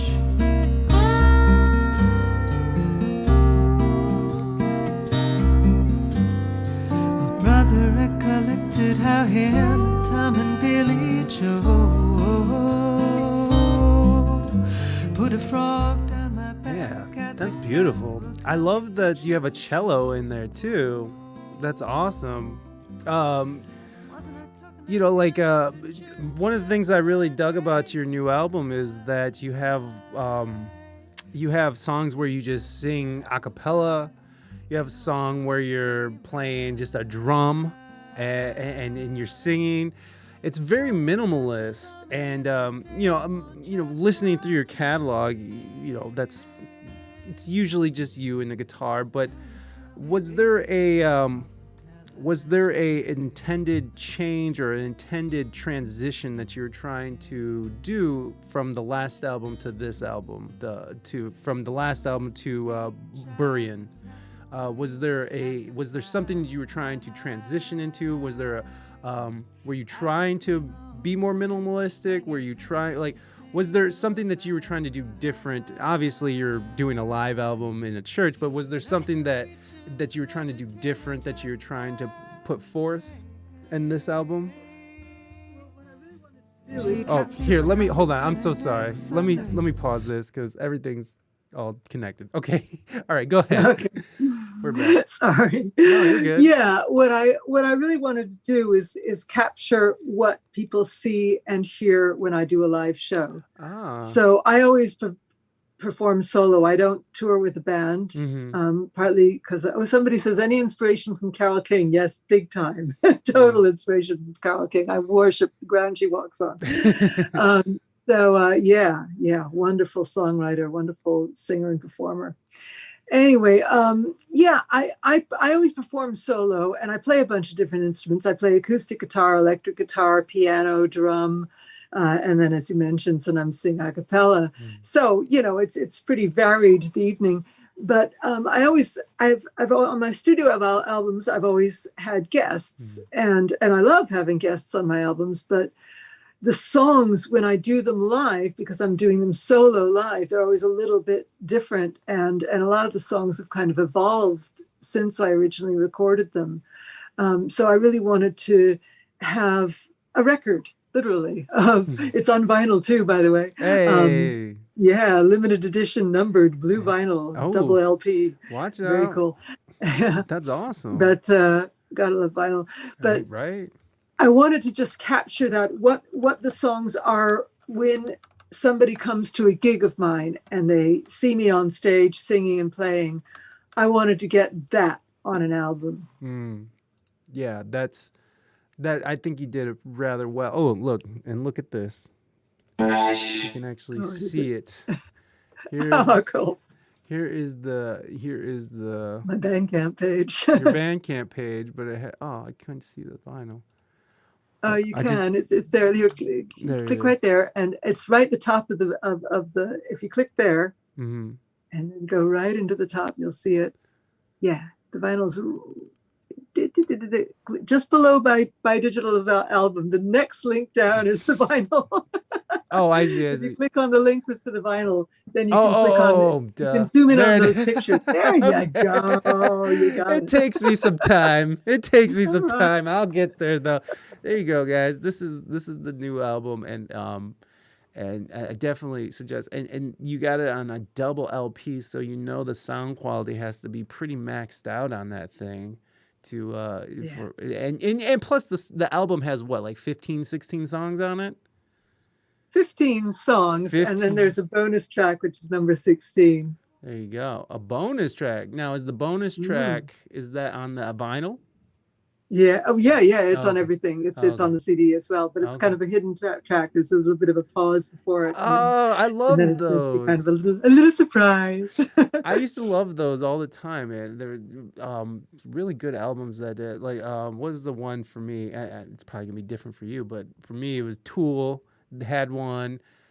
Green Day, Beck had one. He had an album. I think he had a couple albums that had secret songs on it. I love that. Is there any artist that inspired you for the secret song type thing? Well, I remember the first album I ever had, which I still have on vinyl. First album I had with kind of a hidden track was Country Joe and the Fish. Oh, okay, okay, that's cool. Yeah, that's the way I didn't know that they did that on vinyl, honestly, because like I was always I didn't know that's probably where it started, right? There was probably so the idea of the needle kind of travels across for a bit, and then it's like. Oh, there's something else there, and it's usually a bit of craziness, you know. So. Yeah, is there any other albums that you know from those times that do that? Oh yeah, I mean, I'm pretty sure. I'm pretty sure there's at least one Beatles album that has some class of a hidden track on it. It was a pretty common thing back in the day that people would do. A hidden track at the end of the album. I didn't realize that was a common thing. I just thought that, I mean, I came into music when CDs and tapes were big. So like at the end of a CD, they would just have this big long pause. And then all of a sudden, you would just be like cleaning the house or something. And all of a sudden you hear this crazy thing start playing. Like, what is this? And then you go see it's a whole nother song on the same album. So I didn't realize that was something that was started that was back even further back then. Black Eyed Peas did it too. We got a couple questions here. Do you speak any other languages? Cartagena wants to know. Yeah.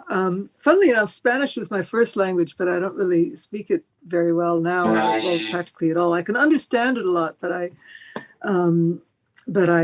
kind of basically forgotten the language. But my father was Spanish, and I was born in Spain, and I did start out speaking Spanish before English. Oh. And then I speak pretty good French because I lived in France for a year. And through touring in the Netherlands and Germany, I've learned to speak bits of Dutch and bits of German. Okay. So and I've tried to learn Italian too. Yeah. I like languages. So nothing fluent other than English? I speak pretty fluent French. French, okay. So fluent French, and then a little bit of Dutch and German. Is that what you said? Yeah. Okay. Well, there you go. That's more than me. What does the vinyl say backwards? Get vaccinated. Yeah, that used to be such a thing, yeah. That was funny though, like what they were saying, like who was that, was it Ozzy's albums or Black Sabbath? There was the Beatles album that if you played it backwards it said Paul is dead or something. Is dead. Did you ever buy into that conspiracy theory that Paul was dead, they died a long time ago, and that was a double? Did you? No. Have you ever heard of that? Yeah. Yeah, that there was a whole documentary done on it. Which is really interesting. Is it Helter Skelter, Bonnie? It probably is. They would know. Do you have a favorite song that you've written?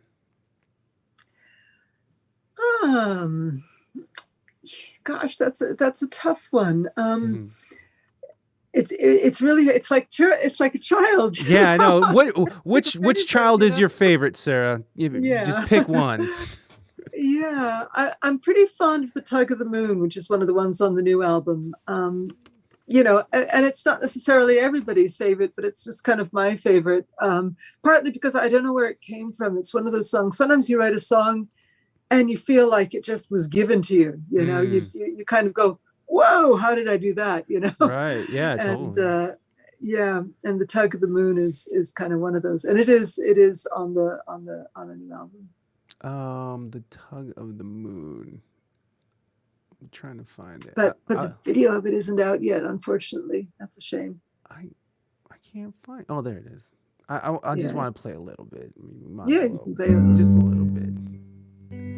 So this is her favorite song on the album, or so far. It's slowing us down.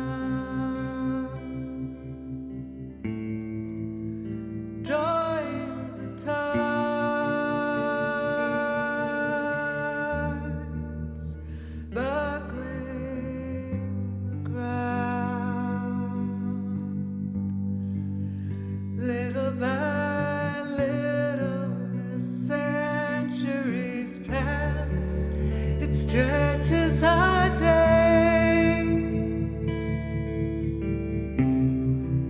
the years growing longer by such small degrees. We don't notice the change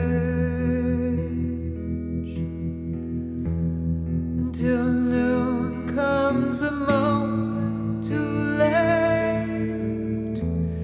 So we make an adjustment in time at the end of the countdown before all lang syne. 1 second to add before midnight, and then we all cheer with tears and with kisses. We greet the new year while the moon passes over us ever more distantly, pulling away as you turn towards the sunrise and night becomes day. We count. Wow, that's beautiful. Yeah, I mean the just listening in my headphones to that reverb is I'm just so stuck on that reverb. That natural reverb is gorgeous. My God. One of the songs that stuck out in my head that I really, really connected to, and I and I actually think about it myself a lot, is Yellowstone. And it's sort of this song about how your son, your 10-year-old, is like fixated on this idea that Yellowstone one day is going to. Well, please, will you just sort of describe the song for us? I won't do it justice at all. So and you do have video of that, so actually okay. you can play a bit of the video if you like. Sure. But yeah, the way the song came about was my son was worrying. He was lying awake at night worrying about different things, and I said to him, "Why don't you write down your worries, and then they can be in the paper, and they don't have to be in your head anymore." And so, of course, then I had to look at what he'd been worrying about. And one of the things was the volcano under Yellowstone. And well, yeah, you can hear. Yeah, let's listen to a little bit of it. Let's have a listen to it. Years old, He's scared. I'm sorry? Stone will close, and when it does, it could set 10 years old. My son can't sleep, he's 10 years old. He's scared that Yellowstone will close, and when it does, it could set off a mighty chain reaction. Volcanoes round the world exploding, darkened skies and lava flowing. His mind won't let it go. He's 10 years old. I try to tell him not to worry. There's no point in dwelling on the things we can't control, especially when we're 10 years old. I try to tell him how the chances are so small that circumstances will combine to trigger that eventuality. And he looks back at me.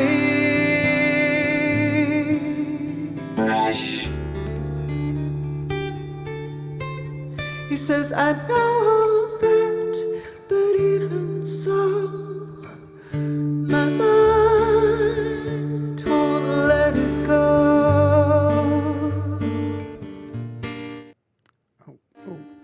I love that little run you do in there. Did you have to do this one a couple times, or did you hit it the first time?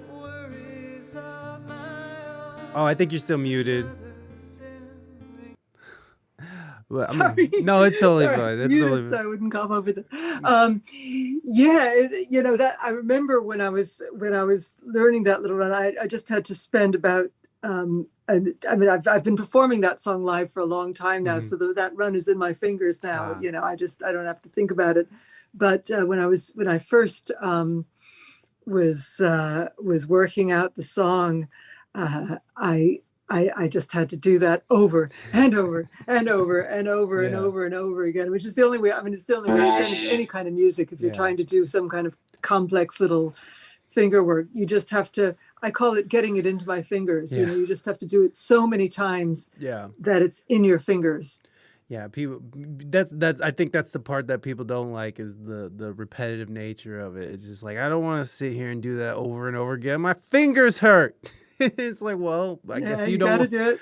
Yeah, well, it's like, if you don't like doing this, then you're probably not going to want to do this for a living or anything. So, that song is really powerful. I mean, just the concept itself. Was your son ever able to get past that? Is that something that he thinks about a lot still? Or, because that's quite a big concept to think about as a child, especially as a 10-year-old, like the idea of death, and darkness and mass extinction, really.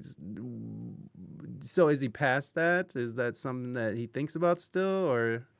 Well, he's not so worried about Yellowstone now because he's got lots of other things to worry about. Yeah. He's 18 now. He's in college and he's trying not to get COVID. Yeah. Well, is that something that you think about? Do you think about? It's hard not to think about mass extinction when we're going through a pandemic. But exactly. Yellowstone's the least of our worries. Yeah. Climate change. Yeah. Pandemic. Nuclear weapons. There's so many things that can wipe us all out. Take your choice. Right. I guess the sort of the theme that we can kind of take away from that is like, well, it's out of our control. So what are we going to do? Climate change is something we could take small steps into, just doing our own little thing that we can help out in. But, for the most part, all these horrible things, like if Yellowstone decides to explode, there's nothing we can do about that. All we can do is just sort of roll with the punch and see what happens. I don't know. Do you think about these kind of circumstances a lot, or is that something that you've sort of just put out of your mind and because I fixate on this stuff Quite often, really. It's probably an unhealthy amount, but I'm just curious. Do you fixate on death all the time, Sarah?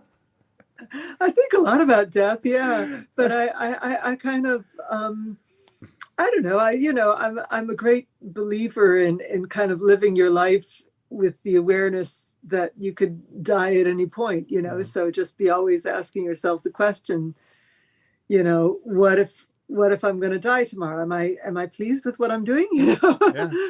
So I guess. I don't know. What would you say if you were dying? Would you be pleased with what you're doing? If you were to die, if you were going to die and you knew you were dying, would you be pleased with the life you lived? Yeah. That's great. Yeah, I mean, I would prefer not to be spending so darn much of it on admin, and answering emails and trying to keep up with social media and stuff like that. Oh but as far as what I'm doing in my life, playing music and working on music and touring and doing gigs and entertaining people, I think that's, I'm happy with spending my life that way. I think about this stuff a lot because for a long time I had a job which I really hated, and I wasn't happy with my life at that point, because I just felt like, what if I die next week and I've spent all this time just working? So at least the admin has the benefit that it helps to make it possible for me to go out and do gigs and make people happy that way, If you don't mind, what were you doing before you decided to be a full-time musician? I was working as a journalist for a magazine contract publishing house. So it wasn't any kind of good, noble journalism. It wasn't like, Good, noble. I don't know, exposing the Watergate tapes or something. It was journalism that was basically providing content for advertising to be sold opposite. I mean, that's all I was doing. It was just stuff to put on the page that they could sell ads beside. And a lot of the time, the stuff I was putting on the page had to be determined, by what ads they were selling. It was just all about selling stuff, really. And it was just so deeply depressing. And I was miserable in that job. Wow. I was so glad when I finally got up the courage to quit and just become a full-time musician. I'm a lot poorer now. I'm in debt up to my eyes, but well, not up to my eyes. I'm in debt way over my head, but it's okay. Maybe I'll write that hit single and it'll all be okay. You never know.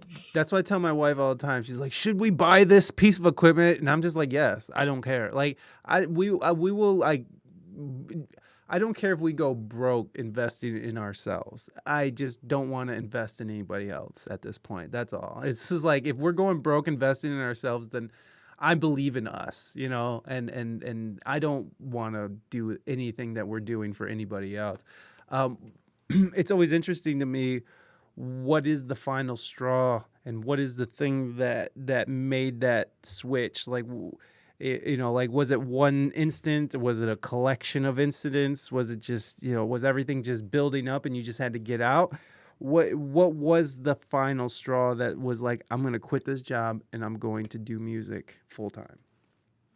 I'm loving the comments, by the way. I'm reading them as they're coming up on the screen. Always buy equipment. Thank you, 100%. I just was getting more and more miserable, and I got to a point where I was crying every day in the car on the way to work. I had kind of a long commute to work, and which was another like hellish thing. I used to think about the amount of hours of my life every year that I was spending just driving to and from work. And that was really depressing. And, and then just the meaninglessness of the work I was doing. And it just really got me down. And I'd get in the car and start driving to work and start crying. And it was my husband who said, well, look, why don't you just give up the job and just go back to playing music and just do music for your job? And I said, but if I did that, I'd have to tour. I can't, the kind of music I do, I'm not going to get a local gig, it's going to have to be touring.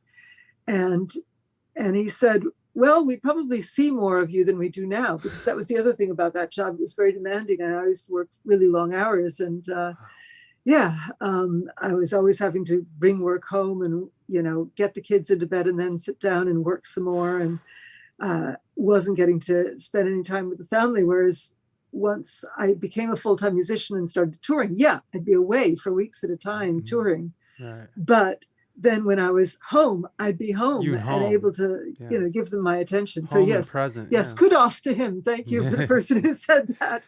Yeah, Big time. I couldn't have done it without him, and without knowing that he was there at home looking after the kids. That was the other thing. I could totally depend on him to do a good job with them while I was away. What does your husband do? He's an artist and it works as a studio technician at an art school as well. So. Oh, wow. Cool. So it's just a little artsy family. Is your kids, is there any of your children pursuing any arts?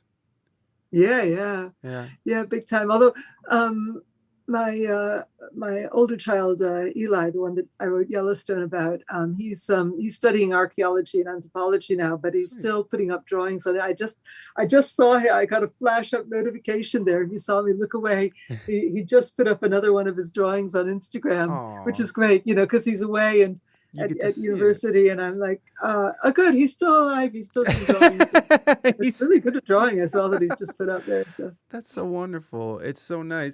How was your transition going from so I want to kind of stick on this transition point in your life choice here. What was that?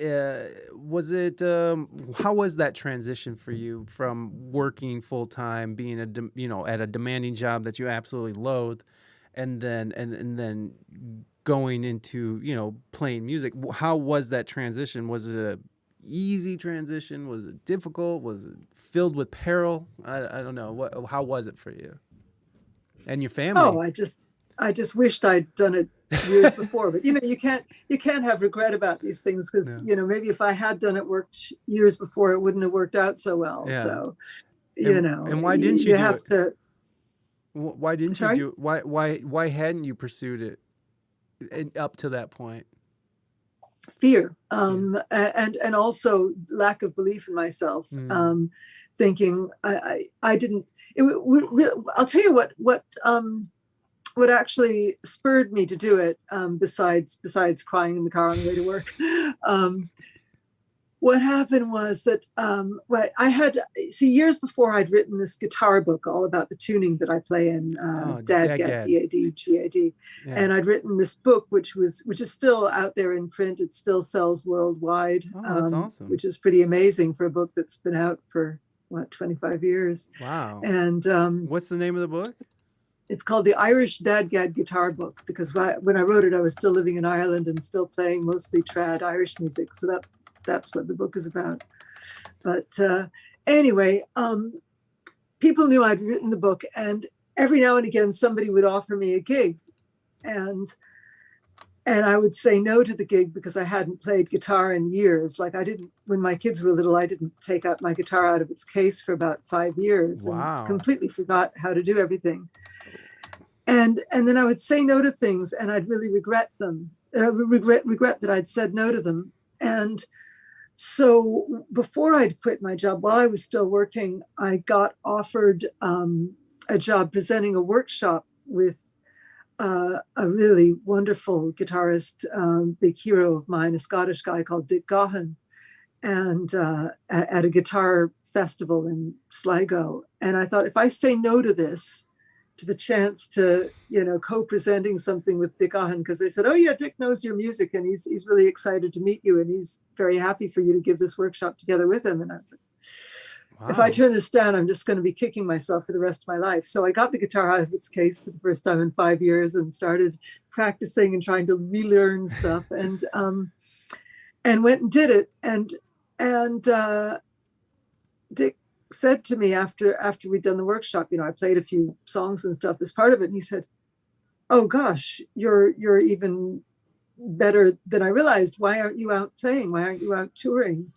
And I said, oh, I don't think there'd be any market really for what I do. It's all kind of, fairly low key, and would I get any gigs? And he said, you would, and you should. And I thought, well, if somebody of that caliber believes in me, then maybe I should go ahead and give it a go. And that's what really gave me the courage to finally do it. Wow. That's amazing to have like someone that you care about or respect so much have you, give him giving a blessing, not only giving you his blessing, but like encouraging you to go out and spread it and spread your message. And I love that. I love those stories. And like I love those moments too, where people are like getting that kind of encouragement because, sometimes people hear that stuff when they really need it. Sometimes they hear it when they're like about to quit or they're just at their wits' end. And then someone like that comes in and is like, hey, maybe you should think about this. You're really good, blah, blah, blah. And it's that little push that keeps them going. And there's so many comedians, when you hear these comedians talk about coming up, there's so many comedians who talk about, it's like, oh yeah, I talked to George Carlin. He said I was really funny. He told me to keep going. And it's like, and I was going to quit or I was going to go shoot myself that night. But George Carlin told me I was amazing. So like, whatever. Comedians are dark. Anyways, talking about encouragement. Okay. What's up, Moving Dutchman? All right. How about this? We're coming to the end of our conversation here. And we got a Baby Yoda interview. So Baby Yoda, we'll summon Baby Yoda. We'll have Baby Yoda do an interview, and then we'll let our wonderful guest go today. And yeah, that'll be the show. So let's summon Baby Yoda. Baby Yoda! Baby Yoda! Are you there, Baby Yoda? Oh, it's not over yet, La Creuse. Baby Yoda, are you there? Are you there, Baby Yoda? Are you there?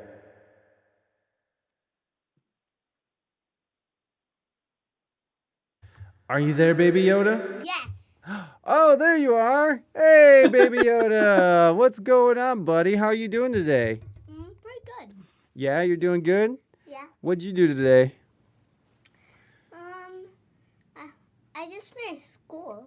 Oh, you finished the Force school? Yeah. Or Jedi school? Yoda school. Yoda school? Yeah. You're so young, and yet they have a school totally dedicated to your teachings. That's interesting. Baby Yoda, do you have a question for our guest today, Sarah McQuaid? Yes. What is your favorite book? Oh, well, we went over this a little bit, but we can revisit. Because I see that you're in a library and... Yeah, she's in a library, huh? It might look like a library. It's just my house. I just have a lot of books. She just has a lot of books. But yeah, I was just saying my favorite book in the world is Goodnight Moon. Goodnight Moon. Do you remember Goodnight Moon, Baby Yoda? Remember Goodnight Moon? Yeah. Goodnight Moon. Goodnight home. I've Goodnight only heard rush. Goodnight little old lady whispering hush. Good night. Goodnight room. Goodnight room. Goodnight mouse. Yeah, there you go. Well, there you Goodnight go. nobody. Goodnight nobody. Okay. Nobody. Good night. So good night house. Good night nobody. Good night mouse. There it is. There it is. Baby Yoda, do you have another question for our guest today? Yes. Okay, go ahead. What is your favorite planet? What is your favorite planet? You know, I'm kind of fond of Earth, this one we're on, and I wish Earth? people would stop despoiling it and destroying it and, doing bad things to it, because I think it's a really nice planet as planets go, and I don't have any desire to go off and live on another one, so I'd like for this one to stay habitable. I think that would be really nice, Baby Yoda. Yeah, so Earth and Sarah wants to is hoping that people will stop making a mess of things so we can stay on it and our kids and your kids and your kids' kids can enjoy it too. Well, my kids will probably live on the planet Uranus.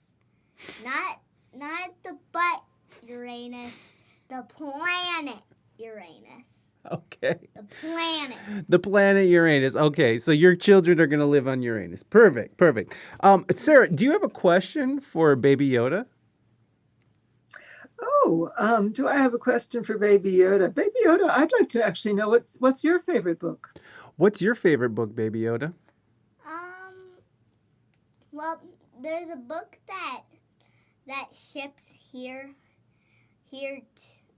from Earth all the way to where I live. It's called The Last Kids on the Earth.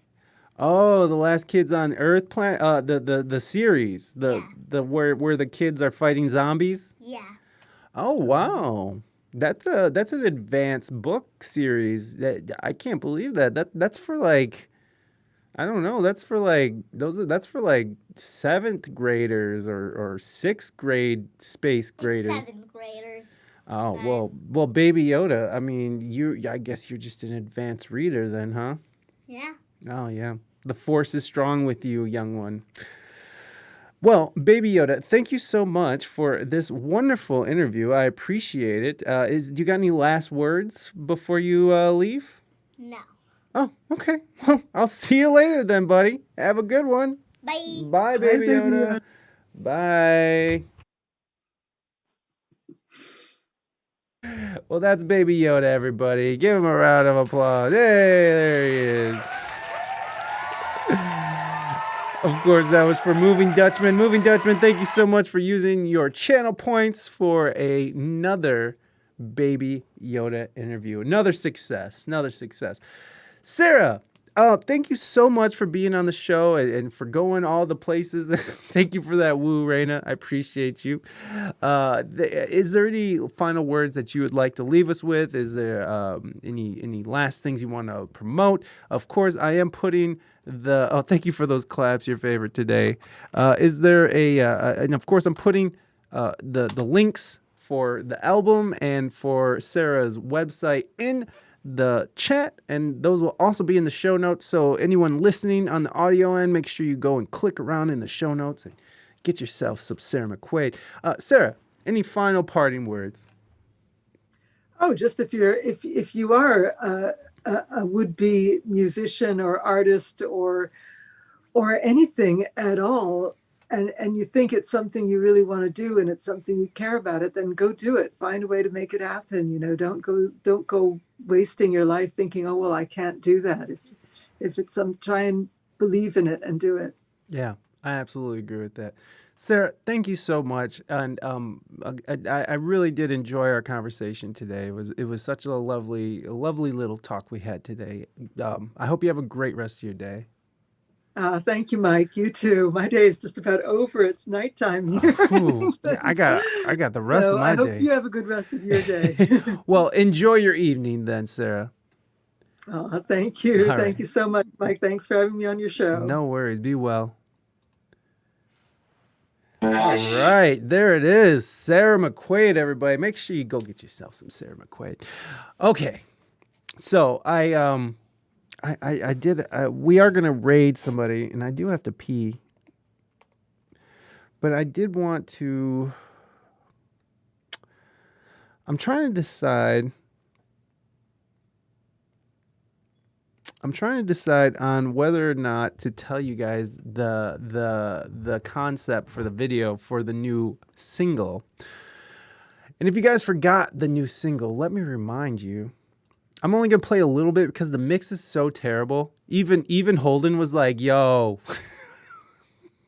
He's like, yo, this mix sucks.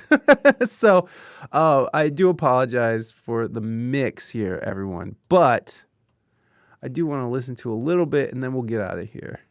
And then, I don't know. Oh, that's not it. Where did I put it?